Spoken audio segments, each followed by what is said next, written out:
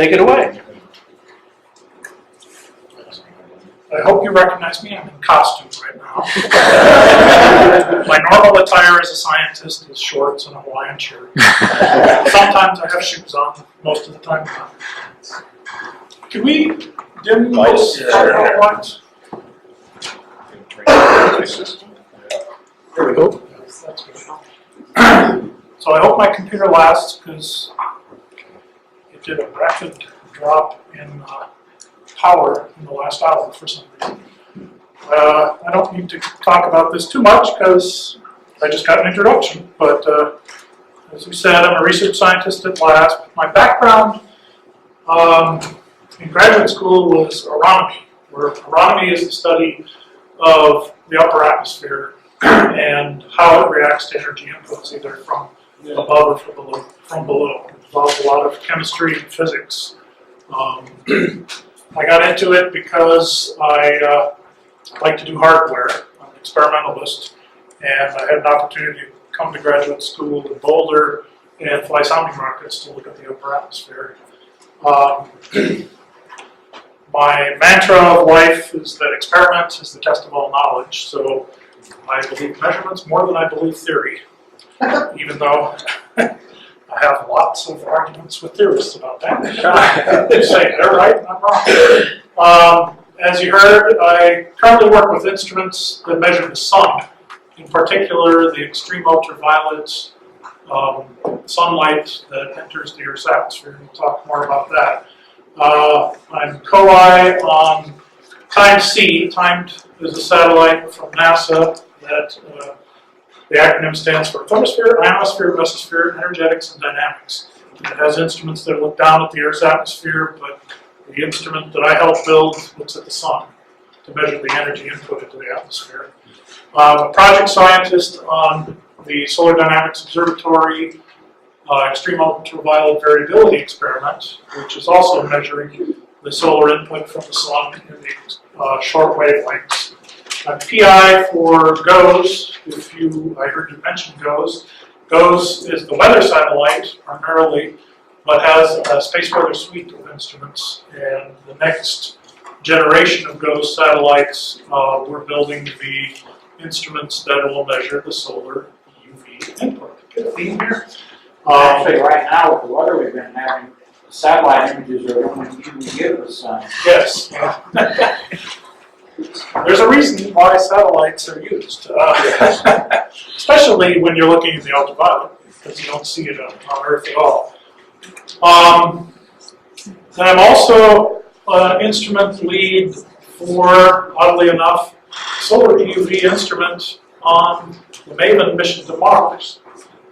And the reason we need a solar instrument on MAVEN is because we're doing space weather at Mars, and we're looking, for most of the MAVEN mission, Mars is on the opposite side of the sun than the Earth is. And so Earth-based measurements just don't cut it. If the flare goes off on the face towards Mars, you don't know. There are other satellites like Stereo that are around there, but they're not making the right measurements for the science I want to do. So I'm going to tell you several stories. I'm going to give you a personal recollection that tells you about the first time I witnessed space weather. I'm going to talk about the famous Carrington event. I'm going to talk about what we know about space weather and how it impacts our lives in very profound ways. Very much different from when Carrington was around, or even when I was first seeing aurora. And then we'll talk about some future musings and the real impacts if we have a Carrington-like event in the future. And wrap up with saying what we're doing about it. So my personal story starts in summer of 1983, which is a 19-year-old kid working at a camel factory in Oshkosh, Wisconsin. I lived about 10 miles north in Neenah, Wisconsin, and I worked a late night shift at the loading dock. And I drove my car along Lake Winnebago, nice dark skies, and I saw something out the window, and it was the Northern Lights. I recognized it. Being like you guys, a budding astronomer and everything. I had in the back of my car a chase lounge and a pair of binoculars. So I pulled over and I stopped in a pasture in rural Wisconsin and laid down and spent the whole night till dawn watching the aurora fill the sky. It was in August of 1983. There was a very large auroral storm that looked something like this. This is not Lake Winnebago. I just found this on the web, but it looked very much like this. The aurora filled the sky to about 135 degrees. So it was just amazing. I was between my freshman and sophomore years as a physics major at the University of Wisconsin. That pretty much determined my destiny. I was no longer going to do high energy physics or gravity or even next Einstein. I was going to do space weather. Here's an image of the aurora. It's only a little bit sped up. I don't know if any of you have had the chance to go further north and witness the aurora. As part of my graduate work, I launched a rocket to look at the upper atmosphere after an auroral storm. And so I got to go to Alaska and spend a month there watching the aurora every night and then launching the rocket the next day. And saw many, many things like this. For many, many years, actually many, many millennia, that was about it for space weather that anybody really knew anything about. And then came the famous Carrington event. In 1859, Richard Carrington, who was a British astronomer, was looking at the sun, and he saw a white light flare. First real observation of a white light flare. There were other scientists who were looking and noticed it too. And he drew pictures and described it and published a paper. It was a very curious event. And if he had had an ultraviolet telescope on a satellite, it probably would have looked something like this.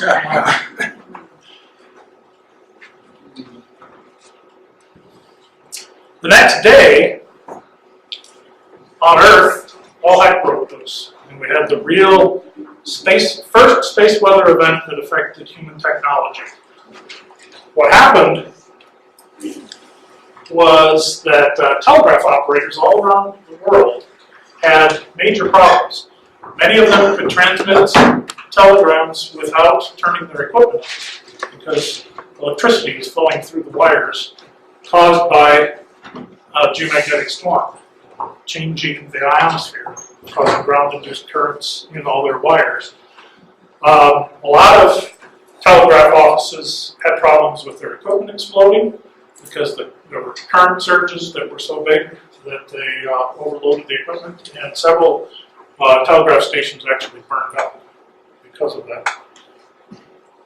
Aurora was seen all the way down to the Caribbean, in Cuba, in Hong Kong, Rome. Very unusual. Of course, people like Carrington speculated that the flare he saw was related to that. And he got laughed out of every room he tried to tell people. There was no connection. The sun, what happened on the sun had nothing to do with anything happening on the Earth. Of course, that's usually true with any scientific advance that science moves very slowly and everybody has a lot of inertia, and until you can prove it, nobody believes it. But of course, he was right. Now we understand that the sun and the Earth are a complex connected system, and we call that system space weather, in analogy with Earth-based weather. And this is the space weather system. So now we understand that there are all sorts of connections between what's happening on the sun on the left and what's happening on the Earth at the right. And if you want to understand it all, you need to think about it in a system overview, not just looking at the aurora, not just looking at the sun, but looking at what's causing things happening on the sun, how that's transmitted through photons, through light, or through coronal mass ejections, blobs of plasma coming out from the sun, and how that interacts with the Earth's magnetosphere and with the Earth's atmosphere, and so on. There'll be a test at the end, and we'll ask you questions on these topics.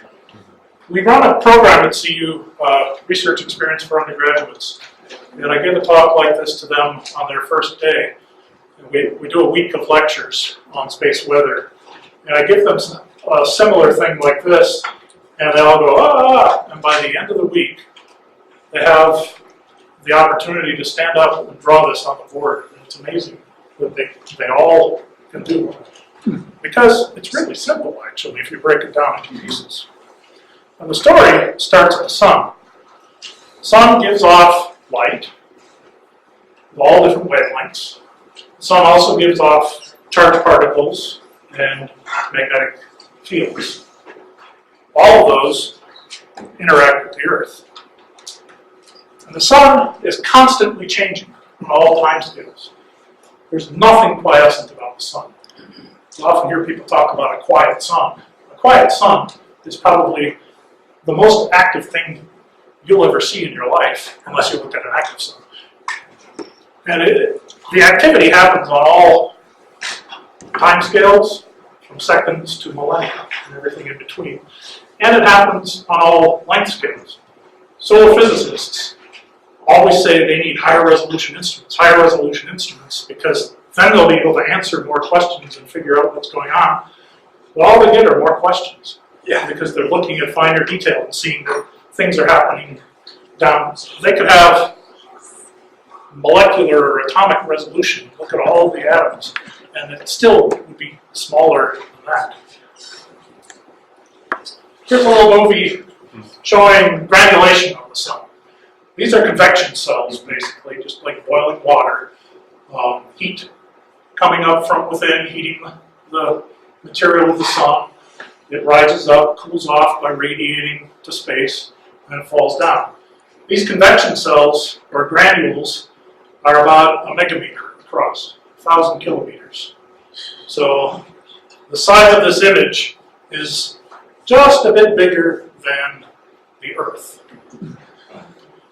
And you can see the clock, and you can see how that's continually changing. You can see fine detail in there. This is all convection driven, but higher up in the solar atmosphere, it becomes magnetically driven. Let's see, the movie didn't start.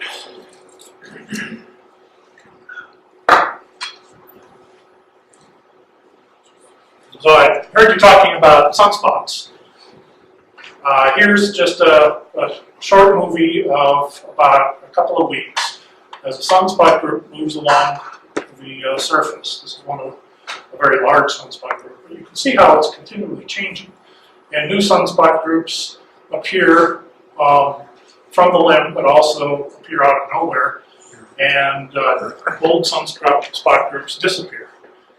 In the visible, those sunspot groups are dark. In the ultraviolet and X-rays, they're bright. Here's a view on the limb in soft X-rays, looking at, let's do that again. Here's the Earth scale.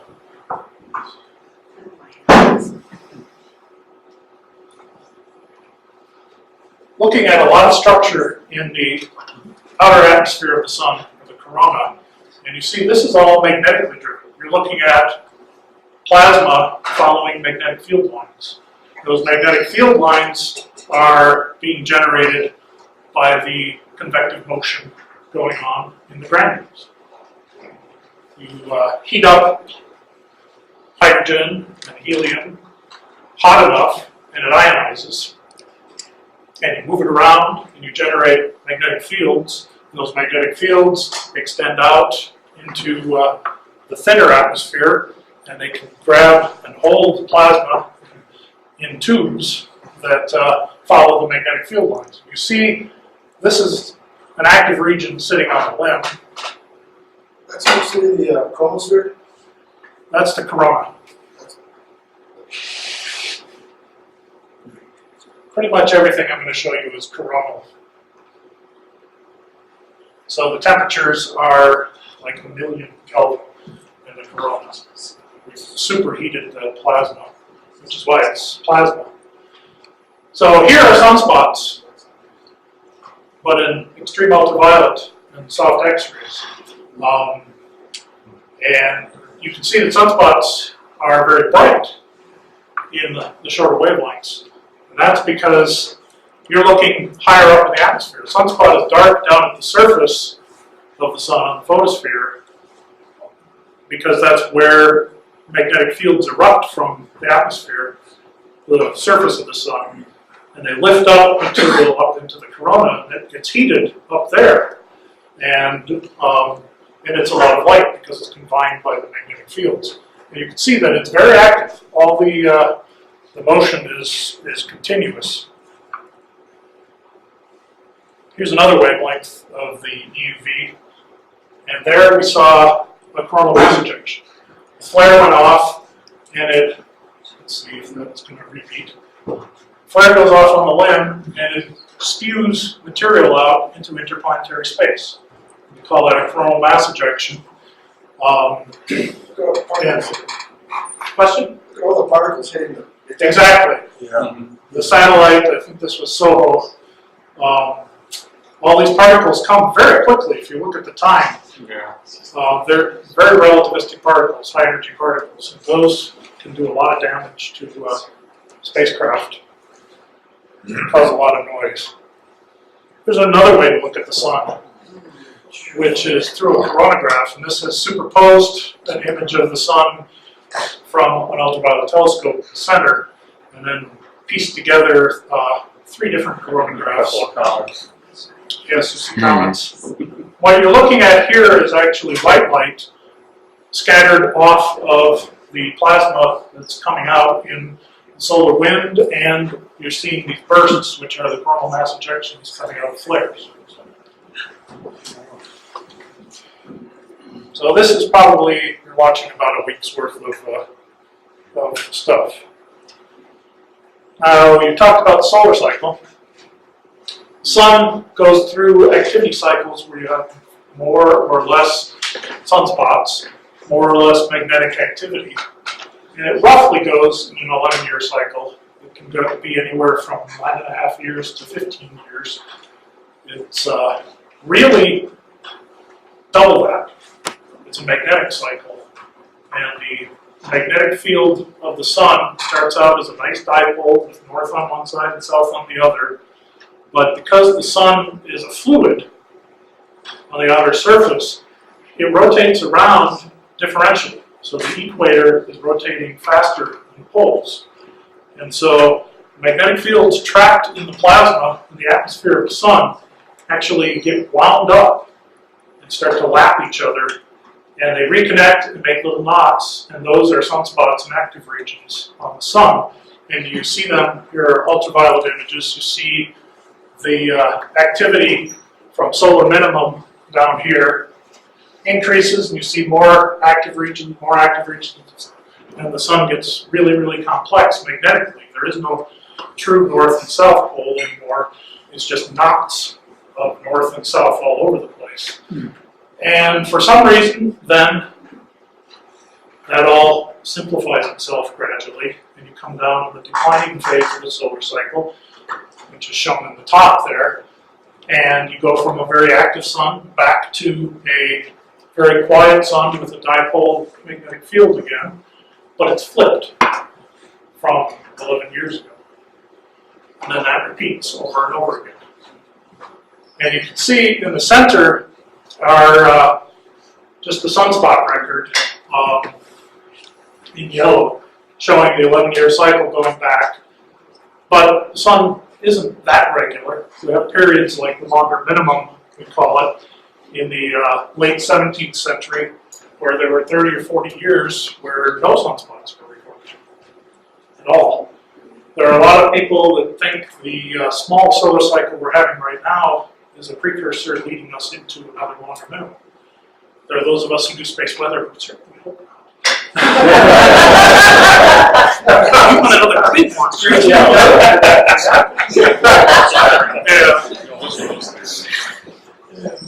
But there are others who say, well, that might save us when we talk about the space weather effects. So now I'm going to switch focus from the sun to impacts on the Earth. We've got photons coming off the sun, we've got charged particles coming off the sun, we have magnetic fields coming off the sun. How does that all impact the Earth? Start with talking about photons, and my favorite, the extreme ultraviolet. This plot is a plot of the Earth's atmosphere. The vertical axis is just height in the Earth's atmosphere. Horizontal axis is wavelength, and you're looking at the line which is the depth of one E-folding, one optical depth unity. Basically, the depth at which that wavelength of light gets absorbed in the atmosphere. And you can see that out here at the long wavelengths, this is the short end of visible.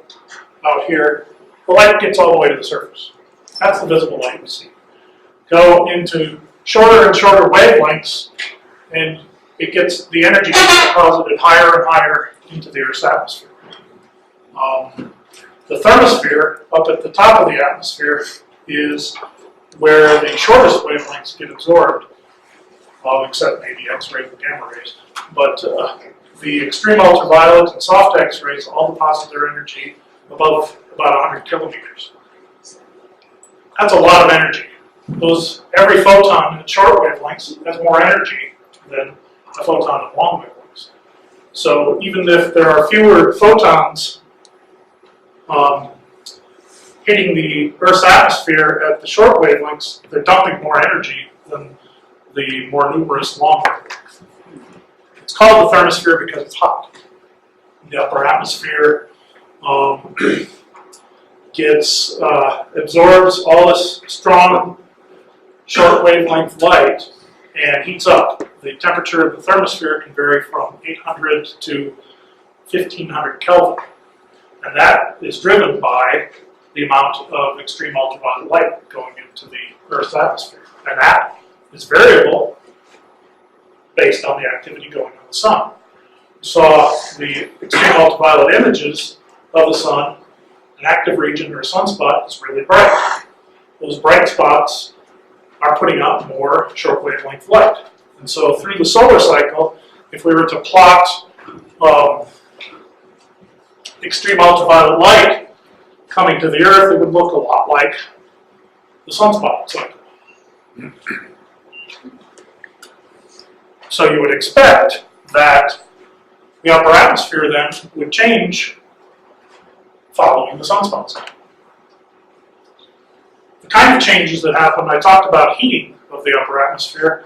It's also ionization of the upper atmosphere. These are extreme ultraviolet light is ionizing light. It will break electrons off of molecules and atoms in the upper atmosphere. It creates the ionosphere. So any variability in the solar EUV changes not only the temperature and density of the upper atmosphere, but the amount of ionization in the upper atmosphere on all time scales that the sun varies.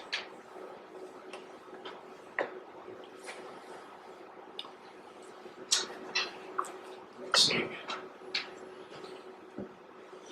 Like I said that, I didn't really talk about the expansion of the upper atmosphere. When you heat something up, of course, it expands. You heat a balloon up, it gets bigger. You heat the Earth's atmosphere up, the Earth's atmosphere gets bigger. A lot of satellites fly in low Earth orbit, and they're actually in the upper atmosphere. Heat the atmosphere up, it expands. You think of that as meaning it's less dense, but actually at any given altitude it becomes more dense because you've expanded it outward, and suddenly you're flying in thicker atmosphere. I'm not supposed to be talking about effects here. All right, this.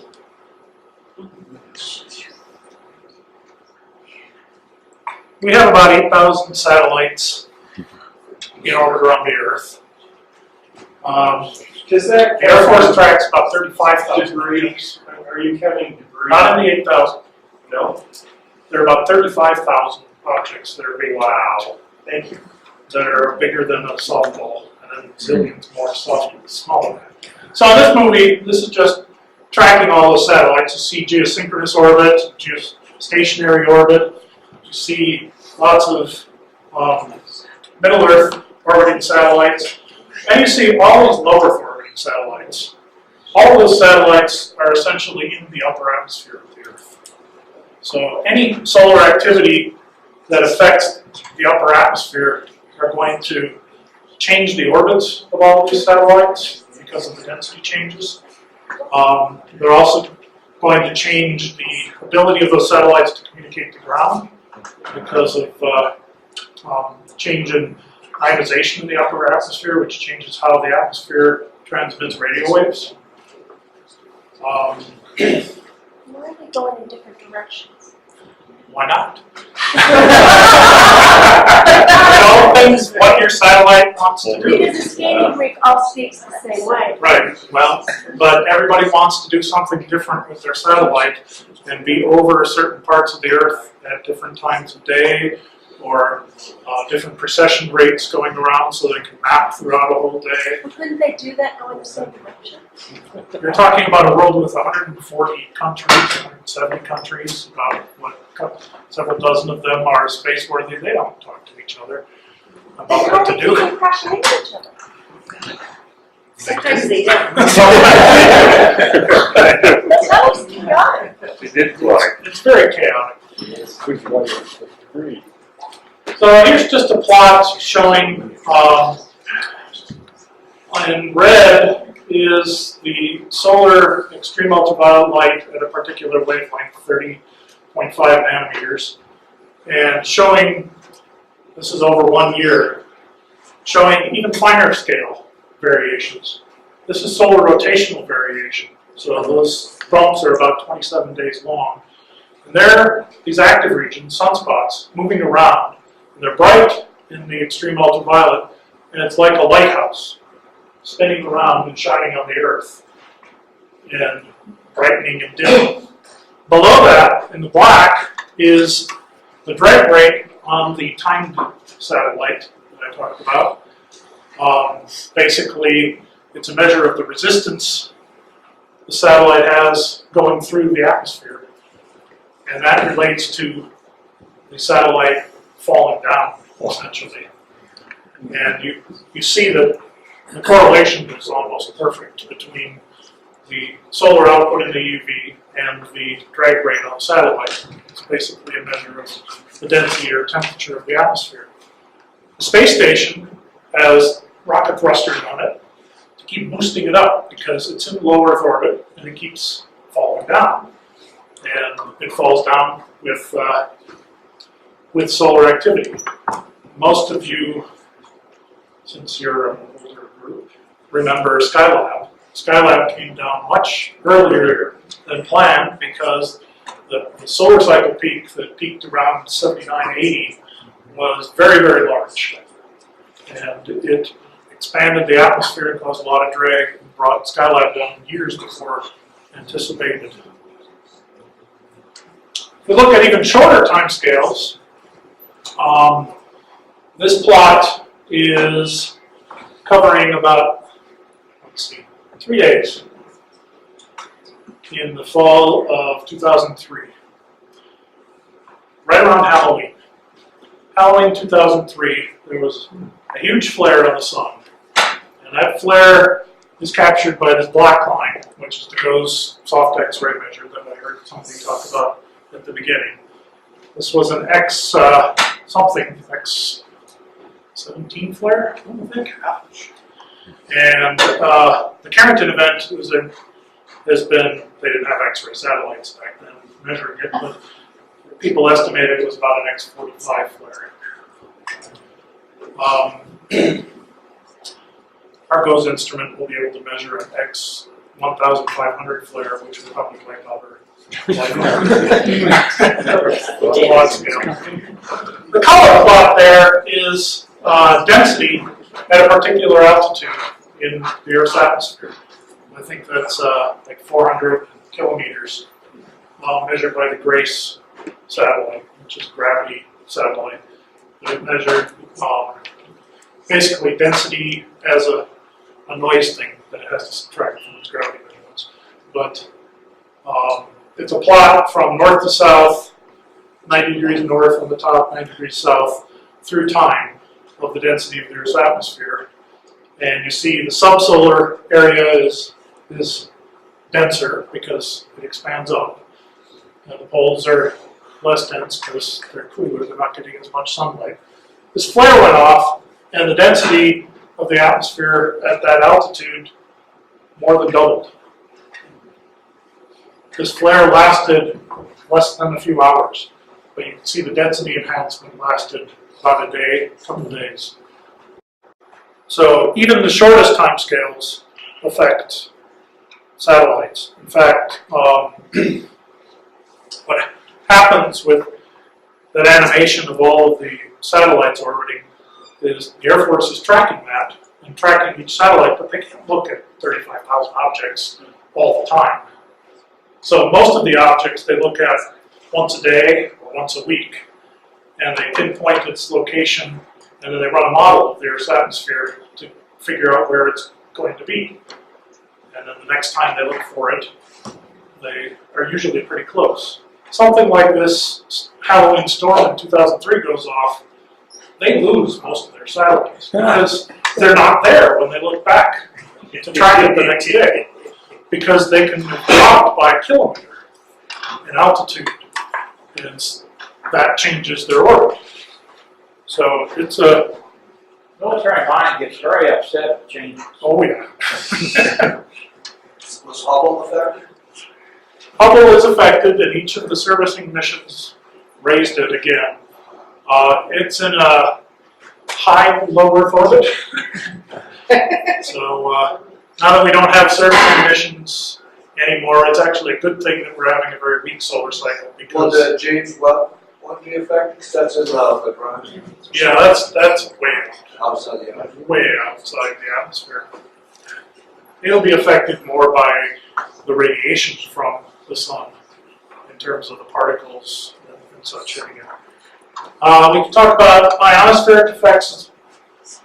Some, you change the amount of sunlight coming in to the atmosphere, it changes the amount of ionization of the ionosphere. It changes the altitude at which that ionization peaks.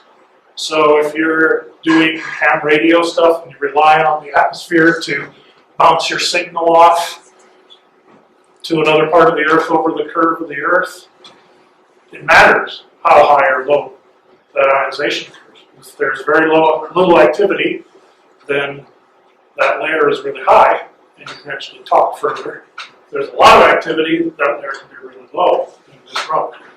And that's what the D line is. The A line is basically radio waves are going through the medium of the ionosphere. You change the ionization, you change the index of refraction of the ionosphere, so you bend the light differently. People with GPS are looking at satellites through the ionosphere, looking at the radio waves coming from those satellites and triangulating. Something happens to the ionosphere that changes the amount of ionization, changes the refraction. The satellite that truly is right there can look to be over there, and your GPS triangulation is off. A friend of mine who works at NOAA, he had a handheld GPS unit, put it in his backyard, and let it sit there, and he went out and he wrote down what it said the location was every hour or so, and a solar flare went off, an X-class flare. Changed the ionization above him. His GPS unit said that it had moved 40 meters in one direction. Now think about airplanes that are using GPS to land on a foggy runway. Or think about ships that are using GPS to navigate very narrow channels that have been dug to allow these giant supertankers in that can't deviate by more than a few meters without running aground. And a solar storm goes off and they're off by 40 meters. So the space weather effects can be enormous. So who cares? I've already mentioned some of these people use GPS. The power companies are some of the biggest customers of space weather information because of the same thing that happened in the Carrington event. with all these wires strung all over the world, all these conductors, pick up currents in the upper atmosphere. The ionosphere starts moving around and changing. That induces currents in all those wires. High voltage lines are great for that.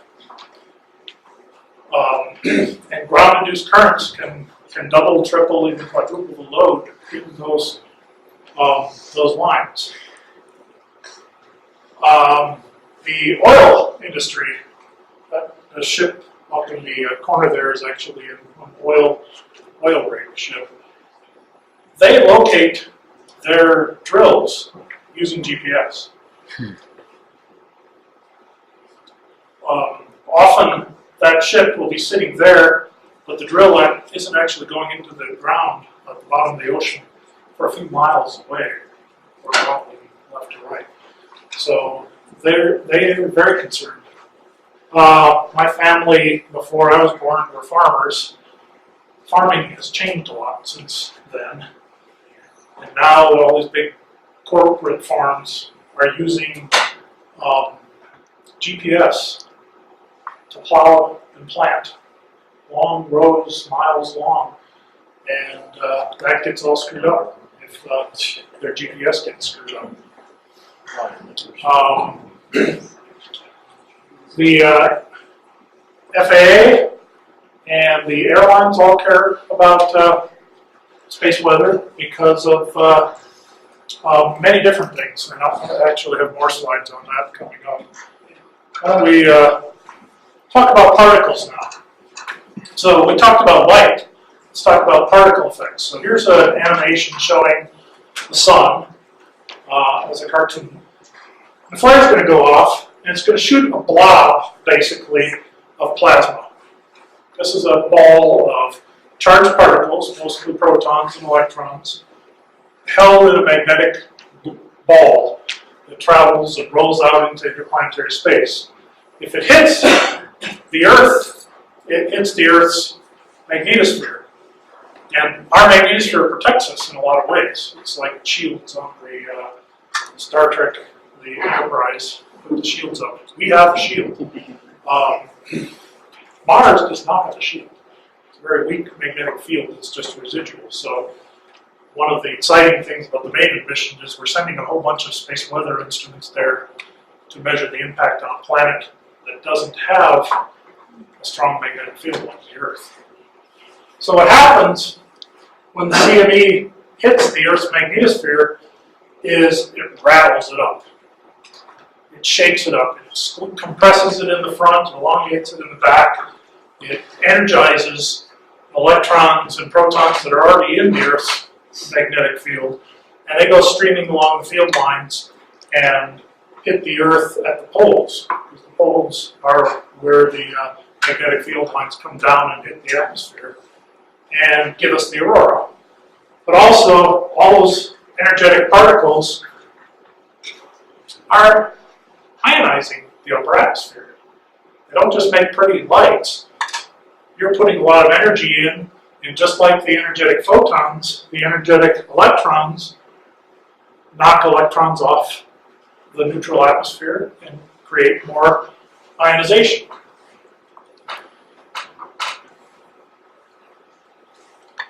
Let's see. So what effects can charged particles have?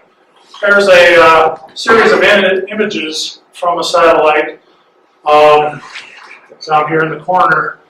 You noted the snow in the solar movie I had of stuff. Well, this is just a satellite looking down at the Earth, and a solar storm went off, hit the Earth, and that satellite wasn't properly shielded, and it couldn't see anything anymore. If anybody cared about that data, they lost their data, basically. Flares can also give off not just CMEs, but when a flare erupts, very often there's a burst of relativistic particles that get to the Earth within minutes or hours, and those don't care about the Earth's magnetic field. They're going so fast they just come straight in, and they zap satellites ANIC was probably one of the first satellites that it was proven that it was killed by a solar storm, solar proton event. The Apollo astronauts going to the moon were very lucky. The sun was very quiet when they went, because if they didn't have very much radiation shielding, and if an event like this had gone off, they'd have gotten more than their lifetime dose. They could have gotten fried. And it's a big concern for any interplanetary travel we do. If we go to Mars, it's going to take a minimum of a year to get there. And astronauts will be sitting out in their spacecraft, and they'll really want to know what's coming at them so they can better shield themselves.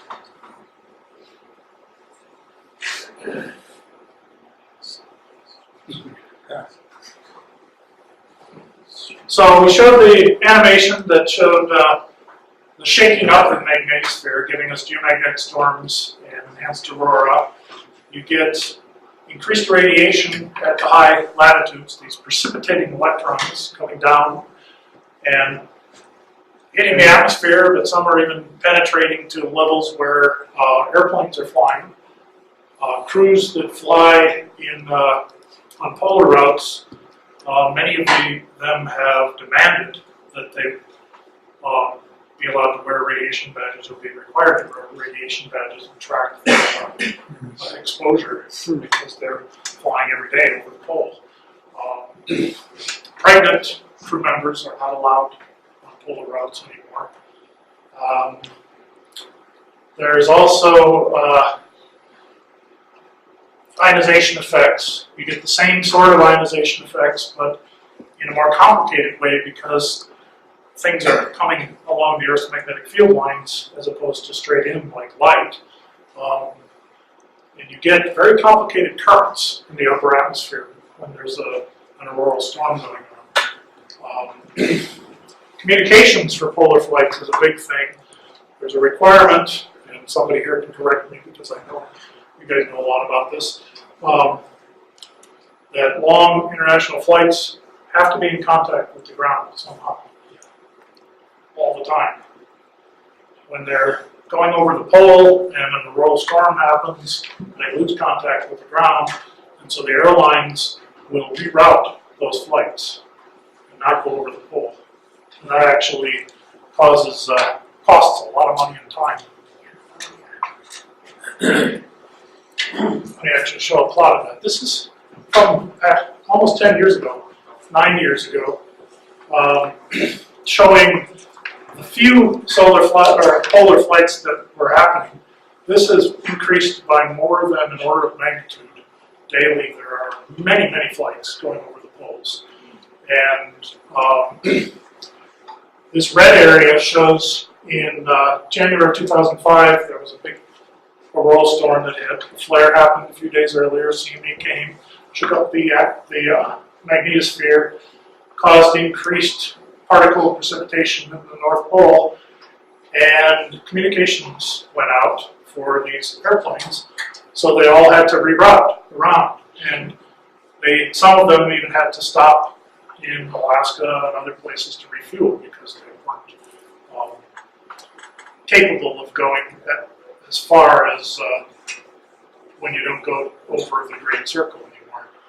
The impact calculated for this one solar event was $250,000. And that was just for less than a dozen flights. We've got an order of magnitude more flights now.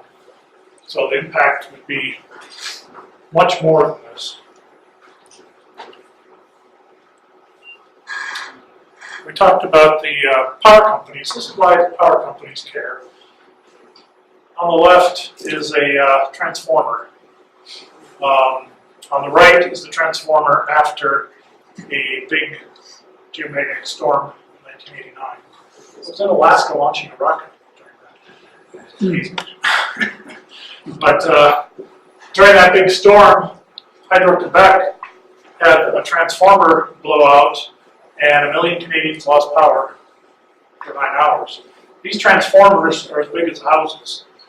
There aren't shelves in stores holding these transformers. They can take years if you order a new one. And they cost a lot of money, so the power companies don't have a warehouse full of them.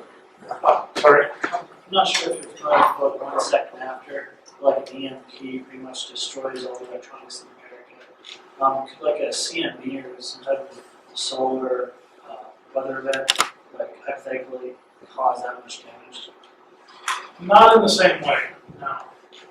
It would, it really isn't the same as an EMP. It's more indirect effects, like ground-induced currents and That's things like because that. of the magnetic. Yeah.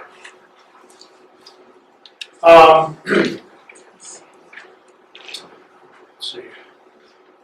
Here's a little diagram of showing lots of different space weather effects on people. It includes micrometeoroids, actually, so I'm excited about that. But you get damage to satellites from all of this. The radiation effects can damage satellites. Part of designing a space mission, a communication satellite, is knowing the environment it's going to be in, the extremes it'll see, and building it rad hard to protect it. If you don't, most things in, say, geosynchronous orbit eventually die because of radiation exposure over 10 years or so, because they're way out and outside the magnetosphere. Something. A lot of low Earth orbit, polar orbiting satellites are going through the auroral zone, and they get radiation damage that accumulates over time. Let's see, I think we talked about all of this. So, future musings. Carrington-type events are estimated to occur about once a century. In fact, Stereo observed an event earlier this year that is estimated to have been equivalent to a Carrington event, but it was on the other side of the sun, and the flare, the light from the flare, and the CME went away from the Earth, not towards the Earth. So we were lucky. Because if you think about it, we have so much more technology than Carrington's world had with just telegraphs. We have all of the stuff we saw in the previous slide, all of the things that are vulnerable to space weather effects. If a Carrington event went off, what would happen? First, you'd have widespread blackouts because you'd have surges in all these high voltage power lines that can blow out transformers. Here's an animation of get out your telescopes.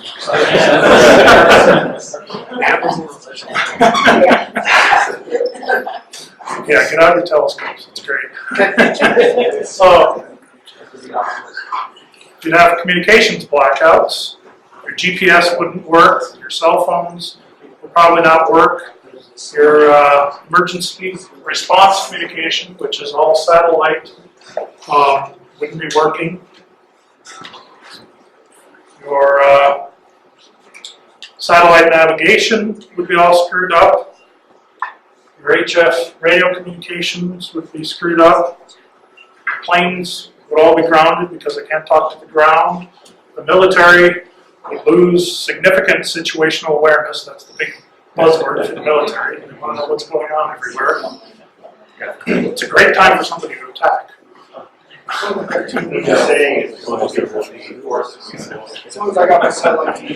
Right. In space, your impacts would be, if this happened if it was a very large storm, you'd eventually have more satellite collisions. You could have satellites come down early, and I'm not talking about satellites falling out of the sky immediately. Right, this is a longer term event. There was a movie on Discovery Channel, their Perfect Storm series, where they had solar storm and they had satellites falling out of the sky the day after a flare. That won't happen. Landing in Central Park.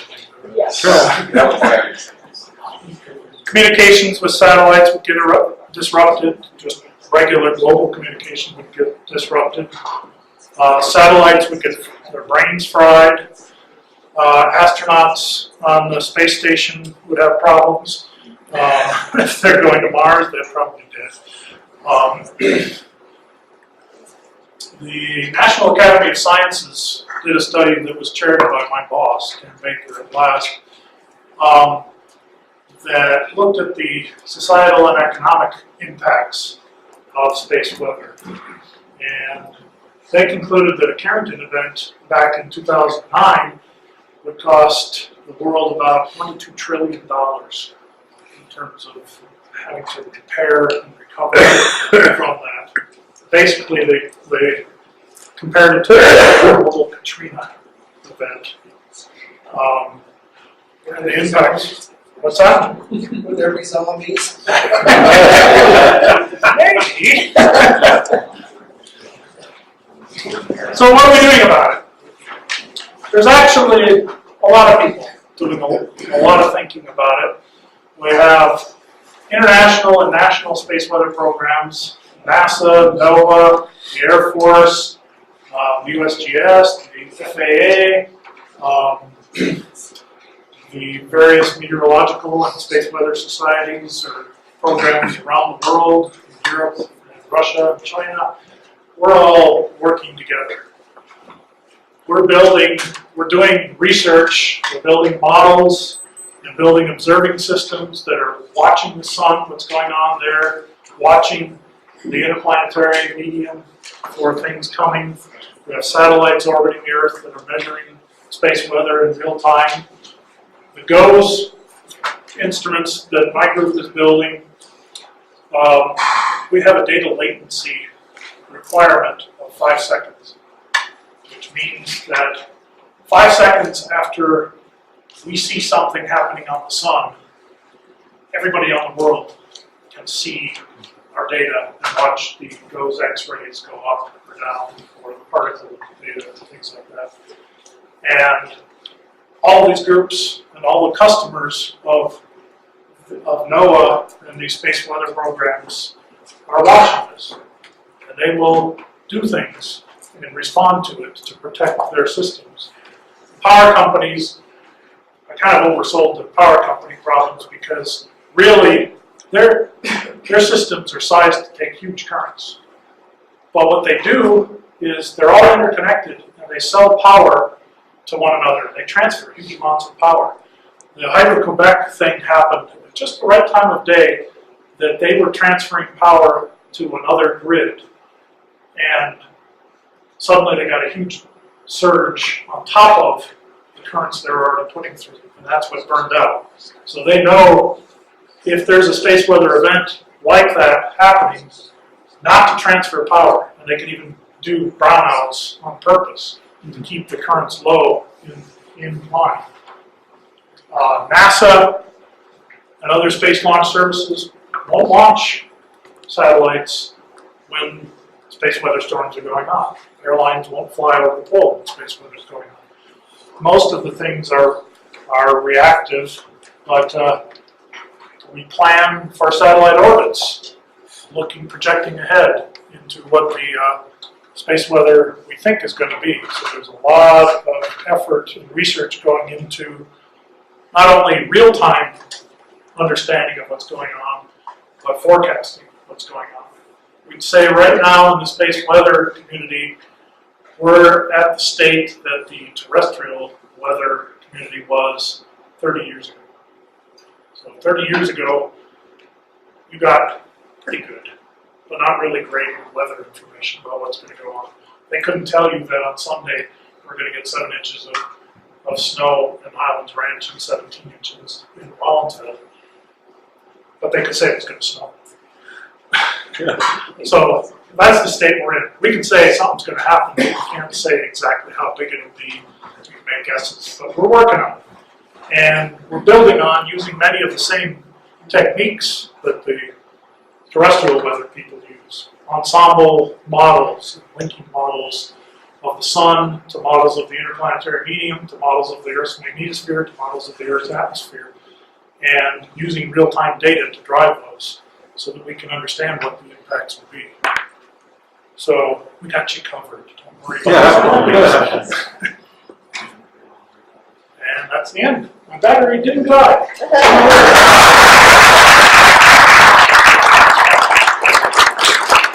I can tell you one thing why I'm really excited to have my instrument on MAVEN, because Mars is going to be on the other side of the sun from the Earth, and I've got instruments that will be on satellites going around the Earth looking at the sun, and an instrument on Mars looking at the other side of the sun. And I should be able to predict what's coming around using that. So, yeah. When there's a coronal mass ejection, are those usually between certain latitudes on the sun? I mean, I haven't seen anything coming off either pole. Right, so coronal mass ejections will usually come out of active regions, sunspots. And sunspots are generally mid-latitudes and lower. And over the solar cycle, they start at the higher mid-latitudes, like 40 degrees. The sunspots form, but during the peak of the solar cycle, they're actually forming down near the equator. So they move in latitudes in time. And as those spread out, what kind of a degree spread are they in? I mean, do they? It depends on the CME itself and how it comes off the sun. But we actually have, that's a good point, I should add this to this presentation. There are people that model that now at both NOAA and Goddard, NASA Goddard, their space weather program, and they have a model. If a CME goes off, they can model project it out into the solar system. And usually it's fairly narrow, but it spreads out as it goes out into the solar system. What percentage change was there in the extreme UV and X-ray between the peak of solar cycle 23 and the minimum that followed roughly in 2008, 2009? So it depends what wavelength of light you look at. The solar spectrum at those wavelengths is mostly emission lines from atoms and ions in the sun. And at some wavelengths, you only get a few percent change over the solar cycle. Other wavelengths, you get a factor of 4 change over a solar cycle. When a flare goes off, that flare at the shortest wavelengths is brighter than all the rest of the sun. And you can get increases in the soft X-rays and some EUV lines that are several orders of magnitude, a factor of 10,000 in just a few minutes. Which is why it does so much, flares do so much to the ionosphere. That's the energy in the soft X-ray wavelengths. Yeah. The flare is brighter than the same wavelengths over the rest of the sun. Right. Okay. When the CME hits the Earth, is the effect mostly on the side facing the incoming CME, or does it spread around? So what happens on the front, if you remember that animation, is it compresses the magnetosphere on the front and wraps around. And the biggest impact into the inside of the magnetosphere is actually in the tail, the magneto tail away from the sun. And you get reconnection effects, actually mini CMEs. So magneto tail eruption events that shoot the plasma blobs out into interplanetary space from the Earth's magnetosphere, but also back in. The reconnection line springs back. Right, it relaxes, it energizes the electrons back there in the tail, and they come shooting in into the poles. And that's because it's a changing magnetic field, or because it drags charged particles with it? Both. Both.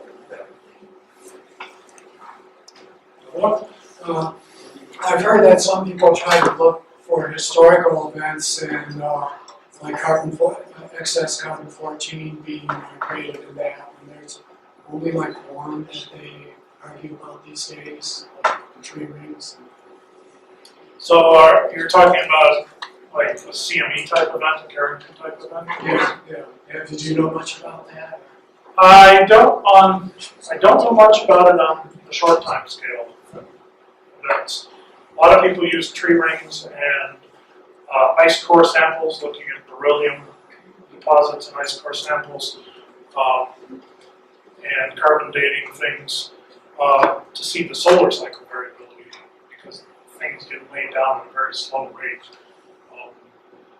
Short time scale events don't really get laid down very well. So I don't even know about the one event you're talking about. The events I'm debating about, there's might have been a big event in 774 or something like that, but they're arguing about the evidence, but they haven't found a lot of them really big. Yeah, a lot of assumptions go into looking back that far in time. And, if you look at just projections backwards of the total solar irradiance, the total output of the sun in time, the different people have different assumptions and analyze the exact same data and can get a factors of 2 or more difference in what they think the solar cycle was like, even back 1,000 years from now. So it's a wishy-washy science. Yes. When you were in Alaska, Yep. what rockets did you fly? What instruments did you use? Usually more than one flight, right? Because you're doing after multiple. So I was looking at nitric oxide in the lower thermosphere. So nitric oxide is a chemical that's produced after the strong bonds of nitrogen and oxygen are broken by solar EUV or by auroral particle precipitation. So I just wanted a lot of nitric oxide. So I sat up there with my advisor and watched for aurora every night until we got a good enough storm that we knew there would be a lot of nitric oxide the next day, and we flew a rocket at noon the next day to measure the nitric oxide. We flew on a Taurus Orion sounding rocket, which was a retired military missiles stages that were about a year older than I was, built in 1962. And they were part of the disarmament treaties. The latest disarmament treaties, unfortunately, involved destroying all those rockets. And every sounding rocket scientist went, no, we want those. And I flew ultraviolet spectrograph that looked at air glow emissions from nitric oxide in the middle ultraviolet. So we looked at the atmosphere. If you could tell everybody that's interested that tomorrow there's going to be a Carrington event, or in a few hours, whatever warning you could give, Right. how much could they do to protect the power system, the satellites, all these other people that would be affected? So the power systems could do brownout type activities, lower the load on their lines so that I don't know if they're spec'd right now to handle the type of currents that a Carrington event would do, but there are things that would limit the damage from it.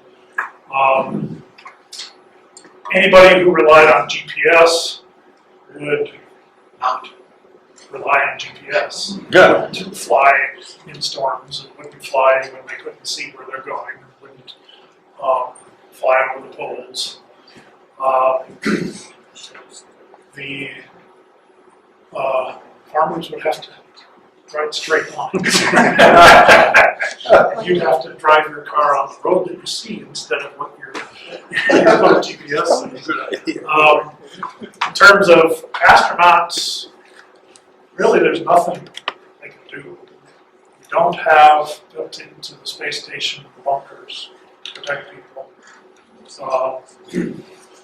The idea for astronauts going to Mars is that they would put in a very heavily shielded bunker that would just hold the astronauts. And if they knew something was coming, they would go retreat into that. Various satellites can go into their safe mode. A lot of damage, it's permanent damage that can happen from charged particles, but other things are exacerbated by a system being turned on and high voltage being various settings. So you can go into sun protected mode, but there's some things you can't do, I guess. What about electronic things here on the planet? I mean, the electrical grid that blew up in Canada, for example. Would you have people unplug everything and kick off their circuit breakers, or would it still come through? So the problem there wasn't so much in the lines that go to people's houses. It's in the high voltage lines and the delivering power to the substations spread out. So I don't think there'd be enough current getting through. Well, these big transformers would act like fuses and blow off. Nothing would get through. So, Just a comment on that. Perhaps in some older subdivisions that have older electrical components, older transformers, some of those might sustain some surge damage. But the transformer that Frank showed a picture of, the house size one, is typically used in a substation, and those things are operating up in the 100 to 200 plus thousand volt range, so they're very, very high voltage. They used to be manufactured in the U.S., but that manufacturing has been moved overseas. A lot of those are made in, I think, Brazil. They cost $1 to $3 million or so a piece, maybe more in some cases. So the power companies don't tend to keep spares sitting on shelves. They might have one or two, but depending on how much hardening has been done to the high voltage distribution grid, and it depends, it varies among power companies. Some are doing a better job than others. They may or may not be real well prepared for it, but there could be, in some cases, some extensive power outages for extended periods of time. One quick question, I just wonder, it seems like it's all very important for this reactionary purpose to prevent stuff like this. But I wonder, is there any research to like contain new energy from the sun and all, or is it all just kind of observing and seeing how it affects us adversely? So governments don't think long term. Really? You can't get Congress to fund anything longer than the election cycle. A lot of purpose. Yeah. So we're not on the verge of building a Dyson sphere around the sun. Yes. I know a number of years ago, I believe that people were there was some talk going around about the electromagnetic pulse and how if you had one big enough that you wouldn't even be able to operate your automobile.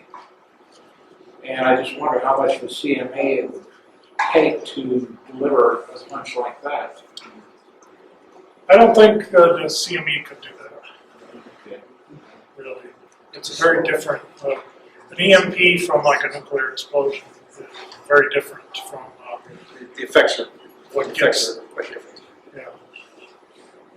yeah. We're coming up on 20 past 9. Yeah. Let's do maybe one more question and make the migration to Chamberlin. You said earlier that a Carrington type event occurs about once a century. On the average, obviously, it's around. Well, we don't actually know. But yeah, you have to have a statistical distribution, Right. Figure that. But that means that's what hits Earth, right? And that kind of depends on. I presume that these things come out randomly at all directions from the sun, and it affects us if the beam of particles It's directed the right way. is directed and the right if way, etc. So about how often, do you have an estimate about how often a significant CME takes off? Anywhere? in any direction? CMEs are happening almost every day, of different sizes. Daily? Yeah, of different sizes. Of different sizes. Stuart, One I've that got, can do, I've got an app that sends alerts when the Yeah. CMEs and flares out. yes. I have that one too. I'm not sure I actually want to know. But you saw that movie I showed early on of the coronagraph. And Yeah. all the stuff coming out. That was about a week long. And there were Okay. CMEs coming off. Now that was in an active sun. Most CMEs occur during the declining phase of the solar cycle. It's when you get the most activity because the magnetic fields are all really knotted. That's when the magnetic fields are the most twisted. Yeah. The interesting thing about the Carrington event is it occurred during a solar cycle that was about the same wimpiness as the one we have right now. So it's not the really big solar cycles that produce the biggest events. They just have more of them. And the sun, in fact, right now has probably just as many active regions on it as previous solar cycles, but they're much weaker. The whole magnetic field of the sun is much weaker than it was during the last solar cycle. So we have lots of active regions, but they're not very strong active And it regions. seems to have taken them a long time to develop. Right, and we're having lots of flares going off all the time, but they're all little bitty flares. You don't get these press releases. I get these things on Facebook even. That's saying the sun is bristling with solar flares, and you look at it. Yeah, there were 20 flares today, but they were all B or C class flares, which don't have any impact on anything.